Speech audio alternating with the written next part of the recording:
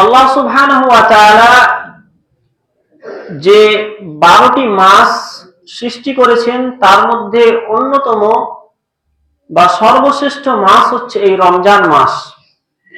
আল্লাহ সুবহানাহু ওয়া তাআলা আমাদেরকে কেন সৃষ্টি করলেন? আল্লাহ তাআলা বলছেন, ওয়া মা খালাকতুল জিন্না ওয়াল ইনসা ইল্লা লিয়াবুদুন। আমি মানুষকে এবং জিনকে সৃষ্টি করেছি শুধুমাত্র আমার ইবাদত করার জন্য। আর আল্লাহর ইবাদত করার জন্য একটা সর্বশ্রেষ্ঠ মাস, এটা হচ্ছে রমজান মাস। তো রমজান মাসে কি ইবাদত করতে হয় বা কোন কাজগুলি করতে হয় না, এগুলো আমরা বিগত জুমায় আমরা আলোচনা করেছি। আজকে মূল আলোচনা হচ্ছে রমজান থেকে আমরা কি শিক্ষা নেব, শিক্ষাটা কি থাকবে আমাদের। তো রমজান মাস থেকে আমাদের এটা জানতে হবে যে রমজান মাস হচ্ছে বিগত 11টা মাস যে অতিবাহিত করলাম, সেই বিগত 11টা মাসের ঘাটতি পূরণের মাস। একজন ব্যবসায়ী যেমন সারা বছর ব্যাপী ব্যবসা করে তার হয়তো কোনো সময় ব্যবসাতে কিছু লাভ হয়, কোনো সময় কম লাভ হয়, এইভাবে তার ব্যবসা সারা বছর চলতে থাকে। কিন্তু সে তাকিয়ে থাকে একটা সিজনের দিকে, কখন সে ঈদুল ফিতর আসবে বা কখন সে ঈদুল আজহা আসবে, অথবা কখন কোন অনুষ্ঠান আসবে যে সময় আমার দোকানে অনেক কিছু বেশি বেশি বিক্রি হবে, আমি একটা বেশি পরিমাণে লাভ করব, এই আশায় সে তাকিয়ে থাকে। তো অনুরূপভাবে রমজান মাসটা হচ্ছে আমাদের জন্য সেই রকম। সারা বছর ব্যাপী আমরা ইবাদত করি, ঠিক আছে, কিন্তু সেই ইবাদতের ক্ষেত্রে অনেক সময় ঘাটতি থেকে যায়। কোন সময় বেশি ইবাদত করতে পারি, কোন সময় পারি না, কোন সময় নামাজ পড়ি কিন্তু কাজা হয়ে যায়, কোন সময় নামাজ ছুটে যায়। এই যে সারা বছর ব্যাপী যে অনেক রকমের ঘাটতি, সেই ঘাটতিগুলো পূরণের জন্য একটি শ্রেষ্ঠ মাস হচ্ছে এই রমজান মাস। রমজান মাসে রয়েছে একাধিক ইবাদত। যদি আমরা সেই ইবাদত গুলো যদি আমরা করি, তাহলে এখানে নেকির অজস্র পাহাড় তৈরি হয়ে যাবে। যেমন রমজান মাসে রয়েছে সিয়াম বা রোজা রাখা, যার নেকির সম্বন্ধে রাসূল সাল্লাল্লাহু আলাইহি সাল্লাম বলছেন যে ইন্না ফিল জান্নাতি বাবান ইউকালু লাহু রাইহান, জান্নাতে একটা দরজা রয়েছে, তার নাম হচ্ছে রায়্যান। সেখান দিয়ে কেউ প্রবেশ করবে না, শুধুমাত্র প্রবেশ করবে তারাই যারা রোজা রাখে। অনুরূপভাবে রাসূল সাল্লাল্লাহু আলাইহি সাল্লাম বলছেন যে মান সামা রমজানা ঈমানাও ওয়া ইহতিসাবান গুফিরা লাহু মা তাকাদ্দামা মিন জামবি, অর্থাৎ যে ব্যক্তি ঈমান সহকারে এবং নেকির উদ্দেশ্যে রমজান মাসে রোজা রাখবে, তার পূর্বের বিগত দিনের গুনাহসমূহকে আল্লাহ তাআলা মাফ করে দেবে। তাহলে এত বড় একটা সুযোগ পাচ্ছি আমরা এই রমজান মাসে। সুতরাং একজন সচেতন মানুষ হিসেবে কারো উচিত হবে না যে একটা এই সুবর্ণ সুযোগ ইবাদত করার যে একটা মাস, এটাকে কখনো হাতছাড়া করা। অনুরূপ ভাবে রমজান মাসে রাসূল সাল্লাল্লাহু আলাইহি সাল্লাম আরো ইবাদত করতেন, তার মধ্যে যেমন হচ্ছে তারাবির সালাত, যেটা নফল, যেখানে অসংখ্য নেকি অর্জিত হয়। অনুরূপ ভাবে রয়েছে বেশি বেশি ইবাদত করা, বেশি বেশি দান সদকা করা, লাইলাতুল কদরের রাত্রি জাগরণ করা, যে রাতের ব্যাপারে আল্লাহ সুবহানাহু ওয়া তাআলা পবিত্র কোরআনের মধ্যে বলেছেন যে লাইলাতুল কদরি খায়রুম মিন আলফি শাহর, লাইলাতুল কদর হচ্ছে হাজার মাসের রাত্রি অপেক্ষা উত্তম, সেটাও রয়েছে এই রমজান মাসে। সুতরাং আমরা সারা বছর ব্যাপী ইবাদতে যত রকমের ঘাটতি করেছি, এই ঘাটতিগুলো যদি আমরা পূরণ করতে চাই, সেটা হচ্ছে এই রমজান মাস। এই রমজান মাসেই সুযোগ রয়েছে ইবাদত এর ঘাটতিগুলো পূরণ করা এবং নেকি অর্জনের জন্য সামনের দিকে অগ্রগতি হওয়া। তো এক নাম্বার গেল, আমরা কি করব, সারা বছরের যত রকমের ঘাটতি রয়েছে সেগুলো আমরা পূরণ করব এই রমজান মাসে। রমজান মাস থেকে আমাদের দ্বিতীয় নাম্বার শিক্ষা নিতে হবে বিরত থাকা। আপনারা জানেন যে রমজান মাসের যে রোজা, সেটাকে আমরা আরবিতে বলছি সিয়াম। সিয়াম মানেই হচ্ছে বিরত থাকা। আল্লাহ সুবহানাহু ওয়া তাআলা পবিত্র কোরআনের মধ্যে বলছেন কুলু ওয়াশরাবু হাত্তা ইয়াতাবায়ানা লাকুমুল খায়তুল আবয়াদু মিনাল খায়তিল আসওয়াদি মিনাল ফাজর সুম্মা আতিম্মুস সিয়ামা ইলাল লাইল, অর্থাৎ আল্লাহ তাআলা বলেন তোমরা খাও পান করো, কখন থেকে? সারমর্ম হচ্ছে ফজর থেকে নিয়ে শুরু করে সূর্য ডোবা পর্যন্ত, অর্থাৎ রাত্রি যে শুরু হচ্ছে সেখান পর্যন্ত তোমরা কি করো, খাওয়া এখন বন্ধ রাখো, খাও পান করো। রাত্রিবেলা আমরা খেতে পারি, কিন্তু সেই ফজর থেকে নিয়ে একবারে মাগরিব পর্যন্ত আমাদের খাওয়া দাওয়া সমস্ত কিছু থেকে আমাদের বিরত থাকতে হয়। দিনের বেলায় আমাদের চোখের সামনে যদি আমরা দেখতে পাই ভাতের থালা রয়েছে, আমি খাই না, কেন খাই না? আল্লাহ তাআলা নিষেধ করেছেন। আমার চোখের সামনে আপনার বা আমার চোখের সামনে রয়েছে সুন্দর স্ত্রী, আমরা ইচ্ছে করলে ভোগ করতে পারি, কিন্তু কেন করি না? এটা আল্লাহ তাআলা নিষেধ করেছেন। চোখের সামনে কত রকমের অজস্র দামি খাবার রয়েছে, আমরা ইচ্ছে করলে খেতে পারি, খাই না কেন? কারণ আল্লাহ তাআলা বিরত থাকতে বলেছেন। তো বিরত থাকার শিক্ষা নিতে হবে রমজান মাসে। রমজান মাসে খাবার খাওয়া থেকে বিরত থাকলাম, ঠিক আছে, এই বিরত থাকার গুণটা আমাদেরকে অর্জন করতে হবে রমজান মাসে। আমরা খেলাম না, কারণটা কি? আল্লাহ তাআলার হুকুম, এই জন্য খেলাম না। এবার আমরা চলবো অন্যান্য মাসে। আল্লাহ তাআলা বলছেন যে ওয়াহাল্লাল্লাহুল বাই'a ওয়া হারামার রিবা। আল্লাহ তাআলা ব্যবসায় করেছেন হালাল এবং সুদকে করেছেন হারাম। এখন আমি খেলাম না কেন ভাত, এখন আমি খেলাম না কেন পানি? আল্লাহ তাআলা নিষেধ করেছেন। আল্লাহ তাআলা তো নিষেধ করেছেন সুদ খাওয়া হারাম, আমরা কেন খাই? আমাদেরকে শিক্ষা নিতে হবে, এখানে কেন আমি বিরত থাকলাম? আল্লাহ তাআলা নিষেধ করেছেন, এই জন্য বিরত থাকলাম। তো অন্যান্য মাসেও তো আল্লাহ তাআলা নিষেধ করেছেন সুদ খাওয়া হারাম, আমরা কেন খাই? আমরা বিরত থাকার শিক্ষাটাকে আমরা অর্জন করেছি? আল্লাহ তাআলা তো নিষেধ করেছেন মদ খাওয়া, আল্লাহ তাআলা তো নিষেধ করেছেন একাধিক কর্মকে, আমরা কি সেগুলো বর্জন করেছি? বর্জন করিনি। আমাদেরকে রমজান থেকে বিরত থাকার শিক্ষা নিতে হবে। রমজান মাসে রোজা রেখেছি বিরত থাকার জন্য, এই শিক্ষাটা আমাদের দীর্ঘমেয়াদী করতে হবে, এই শিক্ষাটা রাখতে হবে। অনুরূপ ভাবে রাসূলুল্লাহ সাল্লাল্লাহু আলাইহি ওয়াসাল্লাম যে জিনিসগুলো আমাদের জন্য নিষেধ করেছেন সেগুলো আমরা বর্জন করব, কেননা আল্লাহ সুবহানাহু ওয়া তাআলা বলেছেন ওয়া মা আতাকুমুর রাসূলু ফাখুযুহু ওয়া মা নাহাকুম আনহু ফান্তাহু। তোমাদেরকে রাসূল সাল্লাল্লাহু আলাইহি ওয়াসাল্লাম যেটা দেন তোমরা সেটা গ্রহণ করো, এবং যেটা থেকে রাসূল সাল্লাল্লাহু আলাইহি ওয়াসাল্লাম নিষেধ করেন তোমরা সেটাকে বর্জন করো। তাহলে রাসূল সাল্লাল্লাহু আলাইহি ওয়াসাল্লাম একাধিক জিনিস নিষেধ করেছেন, সেগুলো আমাদেরকে বর্জন করতে হবে। তাহলে বিরত থাকার শিক্ষা আমাদেরকে রমজান মাসেই নিতে হবে। আমি খাবার খেলাম না আল্লাহ তাআলা নিষেধের কারণে, আল্লাহ তাআলা আরো কত জিনিস নিষেধ করেছেন সেগুলোকেও আমাদের বর্জন করা শিখতে হবে। রাসূল সাল্লাল্লাহু আলাইহি ওয়াসাল্লাম যেগুলো নিষেধ করেছেন আমাদেরকে সেগুলোও বর্জন করতে হবে, নচেত সেটা রাসূল সাল্লাল্লাহু আলাইহি ওয়াসাল্লামের নাফরমানি হবে। আর রাসূল সাল্লাল্লাহু আলাইহি ওয়াসাল্লামের নাফরমানি করে জান্নাতে যাওয়ার আশা করা বৃথা, জান্নাতে যাওয়ার কোনো আশা করাই যায় না। এইজন্য আমাদেরকে চেষ্টা করতে হবে সমস্ত রকমের অন্যায় কাজ যেগুলো আল্লাহ তাআলা নিষেধ করেছেন সেগুলো বর্জন করা, সেগুলো থেকে বিরত থাকা। যদি আমরা না করি, আল্লাহ তাআলা বলেন ওয়ামান আযলামু মিম্মান যুকিরা বিআয়াতি রাব্বিহি সুম্মা আরাজা আনহা ইন্না মিনাল মুজরিমিনা মুনতাকিমুন। আল্লাহ তাআলা বলেন তার চাইতে আর বড় জালিম, তার চাইতে আর বড় অত্যাচারী কে হতে পারে?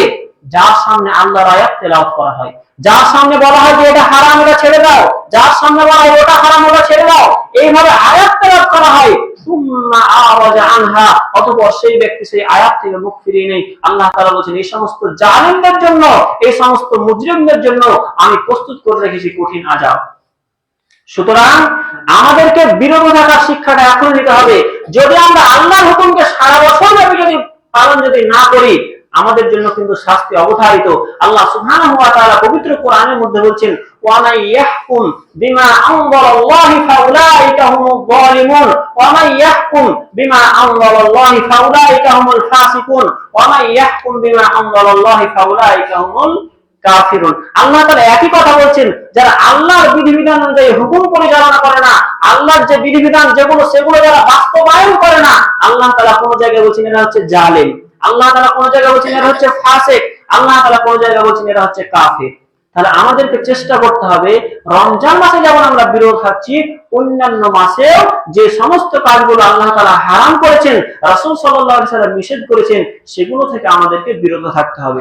3 নম্বর শিক্ষা নেব সেটা হচ্ছে রমজান মাস হচ্ছে বাকি 11টা মাসের হচ্ছে ট্রেনিং শুরু। যেমন আমরা যদি গাড়ি চালাতে চাই তাহলে আমাদেরকে কিন্তু আগে গাড়ির জন্য আমাদেরকে ট্রেনিং দিতে হয়, লাইসেন্স নিতে হয়, এরপর রাস্তায় আমরা নামতে পাই। নচেত যদি গাড়ি চালাতেই জানি না, আমি রাস্তায় নেমে গেছি, যে কোনো অ্যাক্সিডেন্ট হতে পারে। তো রমজান মাসটা হচ্ছে আমাদের জন্য ট্রেনিং শুরু। রমজান মাসে আমরা সমস্ত রকমের অন্যায় অশ্লীল কাজ থেকে দূরে থাকলাম, রমজান মাসে ভালো ভালো আমরা ইবাদত করলাম, এটা হচ্ছে আমাদের জন্য ট্রেনিং। কেননা রাসূল সাল্লাল্লাহু আলাইহি ওয়াসাল্লাম বলেছেন যে মাল্লাম ইয়াদা কাওলাজ যুর ওয়াল আমালা বিহি ফালাইসা লিল্লাহি হাজাতুন আইয়াদা তাআমাহু ওয়া শারাবাহু। যে ব্যক্তি রমজান মাসে রোজা রাখলো অথচ মিথ্যা কথা বলা ছাড়তে পারলো না, রমজান মাসে রোজা রাখলো অথচ অন্যায় অশ্লীল কাজ ছাড়তে পারলো না, তার রোজা রাখার কোনো প্রয়োজন নেই। তাহলে রমজান মাসে আমরা কি করব? ভালো কাজের যেমন আমরা ট্রেনিং নিব, অনুরূপ ভাবে যত রকমের খারাপ কাজ রয়েছে, যত রকমের অশ্লীল কাজ রয়েছে, সেগুলো বর্জন করার আমাদেরকে ট্রেনিং নিতে হবে এবং সেগুলি আমাদেরকে অন্যান্য মাসে আমাদেরকে বাস্তবায়ন করতে হবে। রমজান মাসের ট্রেনিংটা আমাদের সারা বছর ব্যাপী আমাদের বাস্তবায়ন করতে হবে। যদি আমরা বাস্তবায়ন না করি, রমজান মাসে শুধুমাত্র আমরা ইবাদত করলাম, অন্যায় অশ্লীল কাজ থেকে আমরা বিরত থাকলাম, কিন্তু যখন রমজান মাস পার হয়ে গেল আবার অন্যায় অশ্লীল কাজে জড়িয়ে পড়লাম, তাহলে রোজা রেখেও কিন্তু জাহান্নামে যেতে হবে, নামাজ পড়েও জাহান্নামে যেতে হবে। এবার স্পষ্ট হাদিস রয়েছে যে রমজান মাসে আমরা অন্যায় কাজ ছাড়লাম, ঠিক আছে, যখনই রমজান পার হয়ে গেল আবার অন্যায় অশ্লীল কাজ আমরা শুরু করে দিলাম, আমাদের জন্য কিন্তু জাহান্নাম অবধারিত হয়ে যাবে। কেননা রাসূল সাল্লাল্লাহু আলাইহি সাল্লাম এবার স্পষ্ট হাদিস রয়েছে, রাসূল সাল্লাল্লাহু আলাইহি সাল্লাম সাহাবীদেরকে বলছেন, আতাদরুনা মানিল মুফলিস, তোমরা কি জানো মুফলিস কোন ব্যক্তি, নিঃস্ব কোন ব্যক্তি, অসহায় কোন ব্যক্তি, তোমরা কি জানো?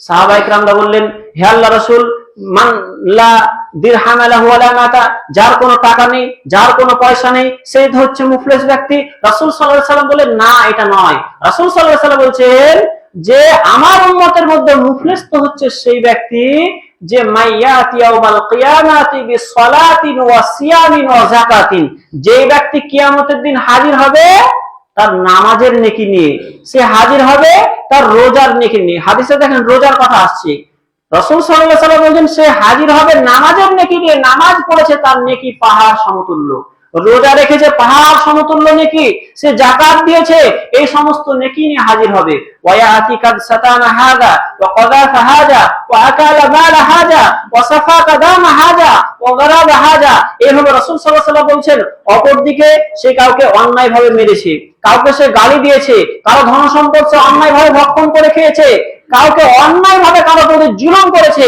এইভাবে একাধিক পাপ নিয়ে হাজির হবে। একদিকে ভালো, একদিকে খারাপ, আল্লাহ তাআলার সামনে বিচার শুরু হবে। যাকে আপনি, যার ধন সম্পদ আপনি আত্মসাৎ করে খেয়েছেন, যাকে গালি দিয়েছেন, যার গীবত করেছেন, তার একটার পর একটা আসবে, আসার পর আল্লাহ তাআলার সামনে বিচার দিবে, হে আল্লাহ, তোমার অমুক বান্দা, অমুক নামাজি বান্দা বা অমুক রোজাদার বান্দা আমার জমিকে অন্যায়ভাবে দখল করে খেয়েছে, আল্লাহ তাআলা তার নেকিগুলো কেটে এই ব্যক্তিকে দিয়ে দিবে। আরেকজন আসবে, আসার পর বলবে, হে আল্লাহ, আমাকে সে অন্যায়ভাবে অত্যাচার করেছে আমার প্রতি, আল্লাহ কি করবেন, তার নেকিগুলো কেটে তাকে দিয়ে দিবে। এইভাবে দিতে দিতে দিতে তার সমস্ত নেকি শেষ হয়ে যাবে।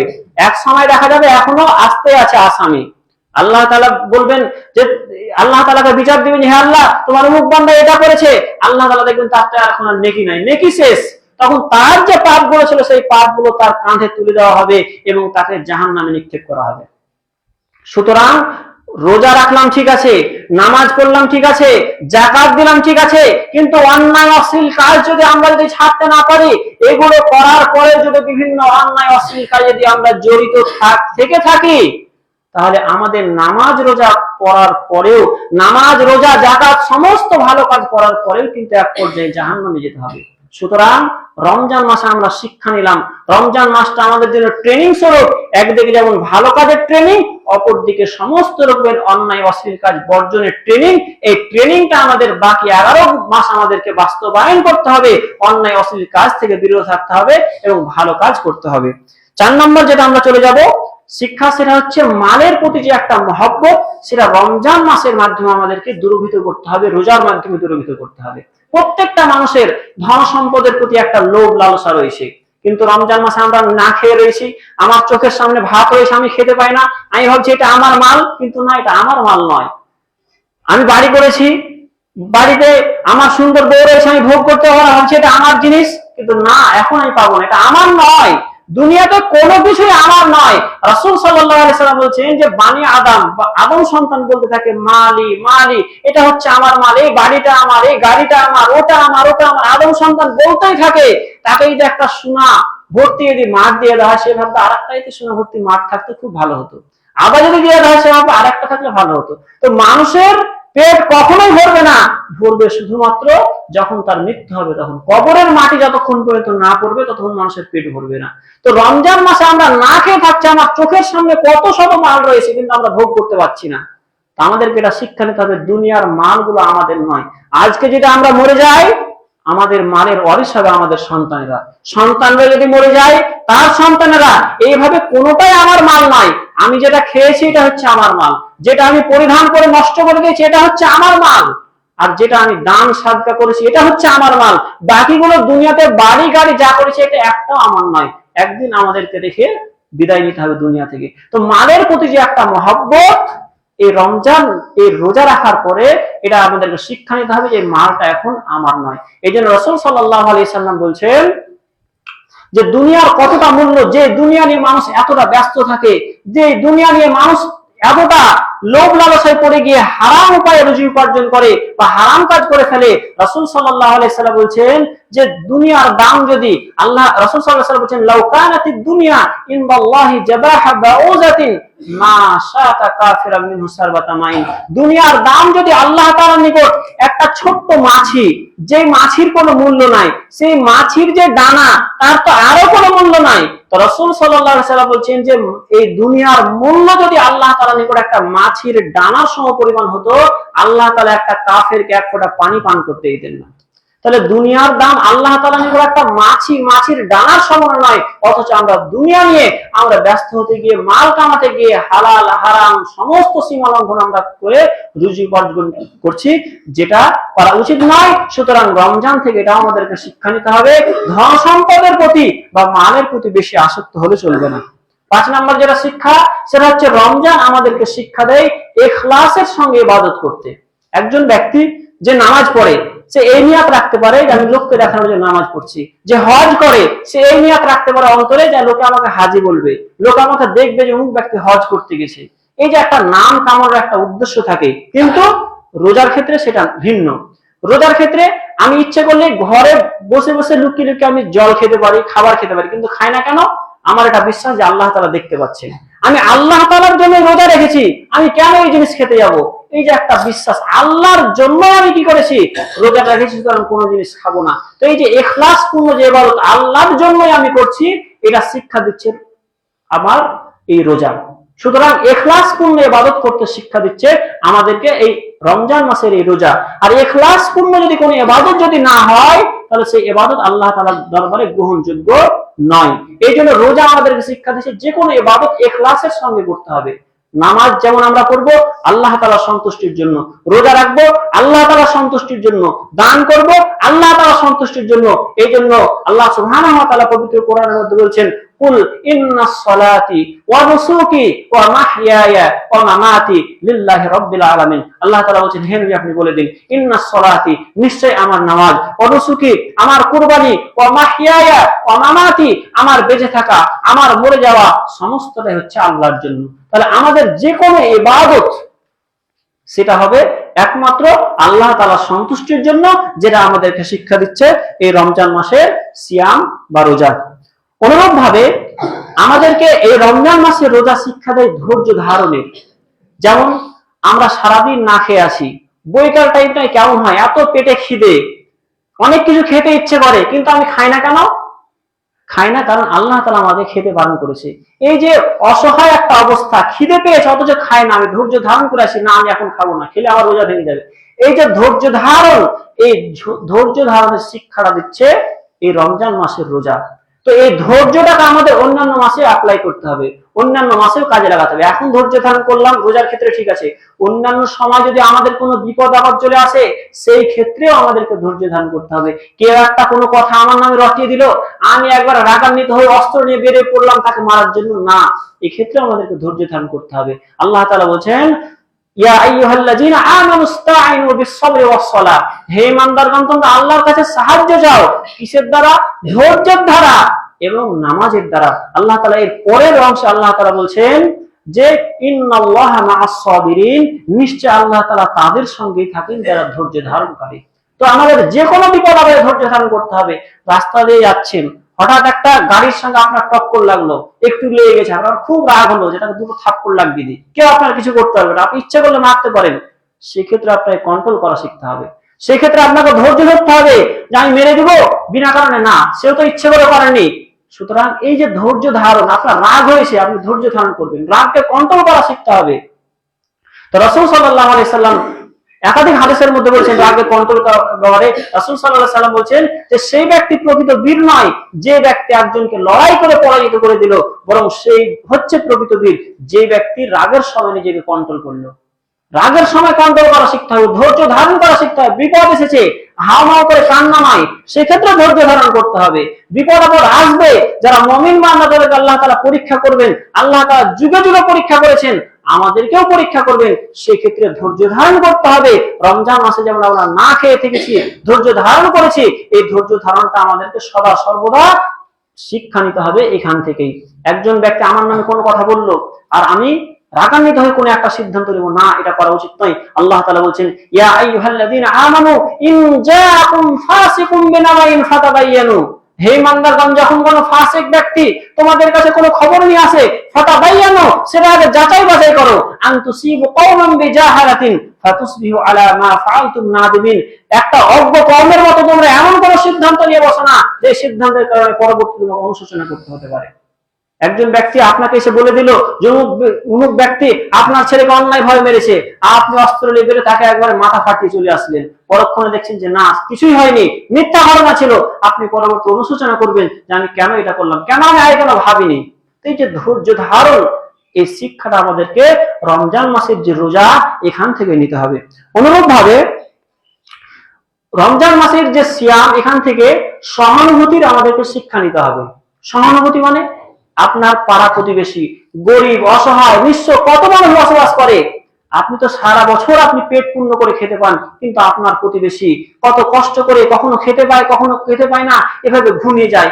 আপনি রমজান মাসে রোজা রাখছেন, রোজা রাখে না খেয়ে থাকার যে কষ্ট আপনি সেটা বুঝতে পারছেন, কিন্তু তারা তো সারাদিন হয়তো কোনোদিন খেতে পায়, কোনোদিন খেতে পায় না, সারা বছর এইভাবে অতিবাহিত করে, তারা কত কষ্ট রয়েছে আপনি এখন বুঝতে পারছেন।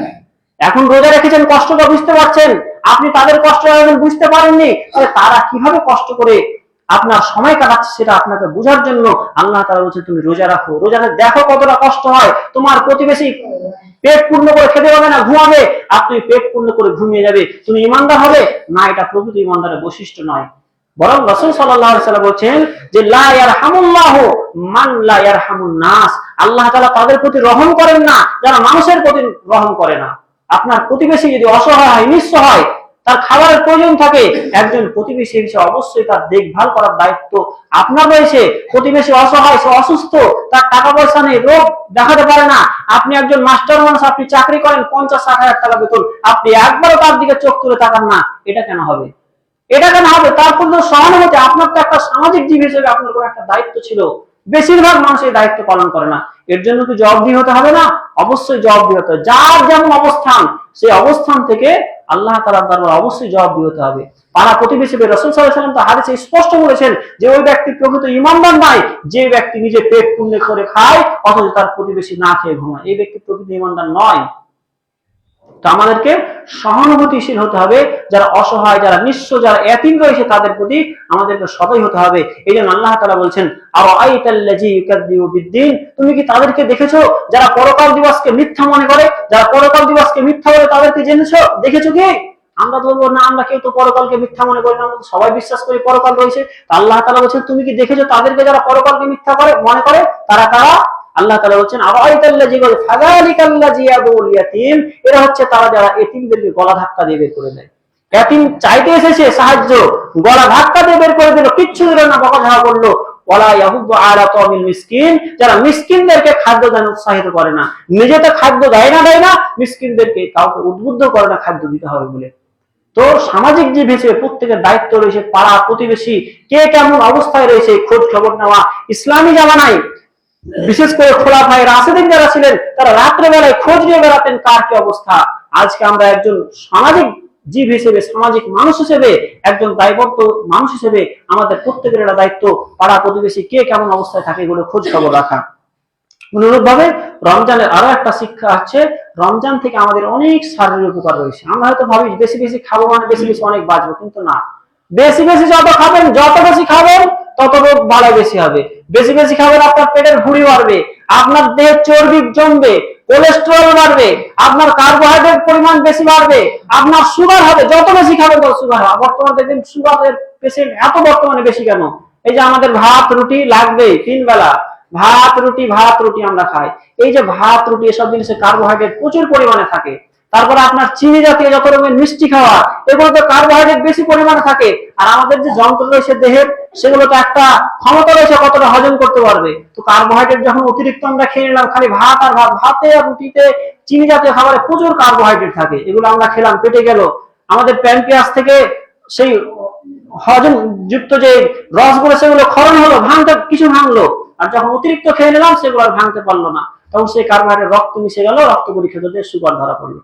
যে যত বেশি খাবেন অসুখ বাড়বে, কোলেস্টেরল বাড়বে, সুগার বাড়বে, কত সমস্যা হবে। কিন্তু আপনি সীমিত যদি খান, রাসূল সাল্লাল্লাহু আলাইহি ওয়াসাল্লাম যেভাবে খাবার খেতেন, যদি আমরা সেইভাবে খাবার খাই, আমরা অনেক অসুখ থেকে আমরা বেঁচে থাকতে পারবো। তো রমজান মাসে এই যে রোজা, এটা হচ্ছে একটা শারীরিক সুস্থতা রাখার অন্যতম একটা পন্থা।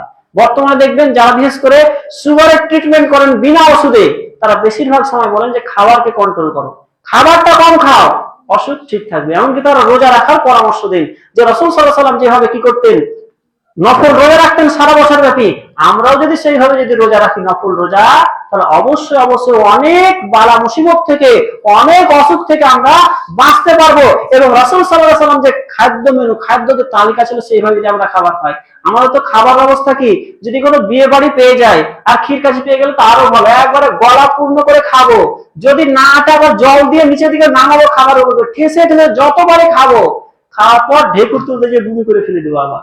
এইটা আমাদের অবস্থা, যত বেশি খাবেন অসুখ তত বেশি পাবে। তো রাসূল সাল্লাল্লাহু আলাইহি ওয়াসাল্লাম খাবার নিয়ম ছিল, তিনি পেটকে মনে করেন তিন ভাগ করেন, তিন ভাগ করে এক ভাগ খাবার খান, এক ভাগ জল খান, এক ভাগ ঠান্ডা খাবো। এভাবে খেলে আমাদের অসুখ এমনি ভালো। কিন্তু আমরা কেউ করি না, আমিও করি না, আপনিও করেন না। যত পারি খায় আর খায়, সারাদিন মুখ চলতে থাকে, এগুলো হচ্ছে অসুখ বৃদ্ধির অন্যতম কারণ। তো আল্লাহ তাআলা রমজান মাসে রোজা দিয়েছে, যা আমাদের শরীরের যত রকমের যেগুলো অপ্রয়োজনীয় জিনিস, সেগুলো ভেঙে যায় যদি আমরা নিয়মিত এই যে রোজা রাখতে পারি। এক মাস রোজা রাখা তো অনেকটা সুস্থতা হয়। এমনকি যে আমরা নফল রোজাগুলো যদি আমরা রাখতে পারি, আমরা বিনা ওষুধেই দীর্ঘ সময় আমরা সুস্থ থাকতে পারবো, যেটা ডাক্তাররা বিভিন্ন পরামর্শের মাধ্যমে বলে থাকেন। সুতরাং আর আমি দীর্ঘায়িত করছি না, পরিশেষে আল্লাহ সুবহানাহু ওয়া তাআলার কাছে দোয়া করি, আল্লাহ তাআলা যেন আমাদেরকে রোজা রাখার পাশাপাশি আমরা যেন রমজানের যে শিক্ষা, সেই শিক্ষাগুলো অর্জন করতে পারি। আমিন। সুবহানাকা আল্লাহুম্মা ওয়া বিহামদিকা আশহাদু আল্লা ইলাহা ইল্লা আনতা আস্তাগফিরুকা ওয়া আতুবু ইলাইক। আসসালামু আলাইকুম।